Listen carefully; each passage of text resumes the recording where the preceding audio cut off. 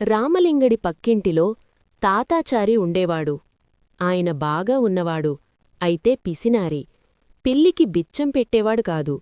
తాతాచారికి బుద్ధి చెప్పాలని రామలింగుడు అనుకున్నాడు. ఉపాయం ఆలోచించాడు. తాతాచారికి వినపడేలా దేవుడిని పెద్దగా ప్రార్థించసాగాడు. స్వామీ, ఆపదలో ఉన్నాను. 100 వరహాలు కావాలి. ఒక్క వరహా తక్కువైనా నాకు వద్దు. దయచూపించు స్వామీ అని అరవసాగాడు. తాతాచారి ఇది విన్నాడు. రామలింగడి దగ్గరకు వచ్చాడు. ఏంది నీ బడాయి? ఒక్క వరహా తగ్గినా తీసుకోవా అనడిగాడు. తీసుకోను. నాకు 100 వరహాలు అవసరం. తగ్గితే నాకు దేనికి అన్నాడు రామలింగుడు. రామలింగడిని ఆటపట్టించాలని తాతాచారి అనుకున్నాడు. 90 వరహాలు మూటగట్టాడు. రామలింగుడింట్లోకి గుట్టుగా విసిరేశాడు. రామలింగుడు మూట విప్పి చూశాడు. వరహాలు లెక్కపెట్టాడు. 90 ఉన్నాయి. సర్దుబాటైనప్పుడే మిగతా 10 ఇవ్వు అని పెద్దగా ప్రార్థన చేశాడు. భార్యకు డబ్బు ఇచ్చి దాచిపెట్టమన్నాడు. తాతాచారి ఇది విని వచ్చాడు.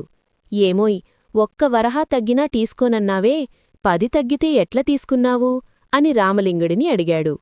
నాకు దేవుడెక్కుడిచ్చాడు, నీకు పిచ్చిపట్టిందా అని రామలింగుడు ఎదురుతిరిగాడు. నేనే 90 వరహాలు మూటకట్టి మీ ఇంట్లోకి విసిరేశా.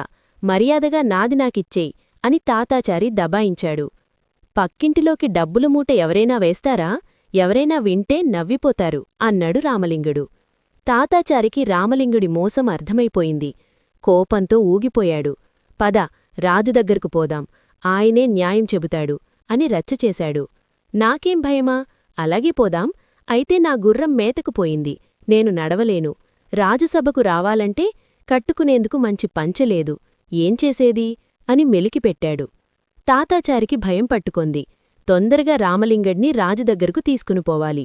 తన గుర్రం ఉండనే ఉంది. ఇంట్లో కొత్త పంచె ఉంది. ఇస్తే చచ్చినట్లు వస్తాడు. తర్వాత తీసుకోవచ్చు అనుకున్నాడు. రాజుదగ్గరకు ఇద్దరూ వెళ్లారు. తాతాచారి తన గోడంతా చెప్పుకున్నాడు. తన 90 వరహాలు తనకు ఇప్పించమని వేడుకున్నాడు. రాజు రామలింగడిని ఎందుకిలా చేశావు అని అడిగాడు. మహాప్రభో, నాకేం తెలియదు. ఎవరైనా పరాయి ఇంట్లోకి డబ్బుమూట విసిరేస్తారా? ఈ మధ్య తాతాచారికి మతిచలించింది. ఇతని వాలకం చూస్తే నేనెక్కివచ్చిన గుర్రం కూడా తనదే అనేలా ఉన్నాడు అని అన్నాడు రామలింగుడు తెలివిగా. తాతాచారి హడలిపోయాడు.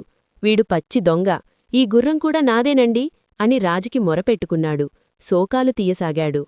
చూడండి మహారాజా, ఇందాక డబ్బుమూట విసిరేశానన్నాడు, ఇప్పుడు గుర్రం అడుగుతున్నాడు. ఇంకాసేపు ఉంటే నేను కట్టుకున్న పంచెకూడా తనదే అన్నా వింతలేదు అని అమాయకుడిలా వేడుకున్నాడు రామలింగుడు.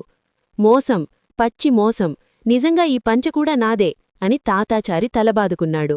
తాతాచారికి నిజంగానే మతి చలించింది అనుకున్నాడు రాజు.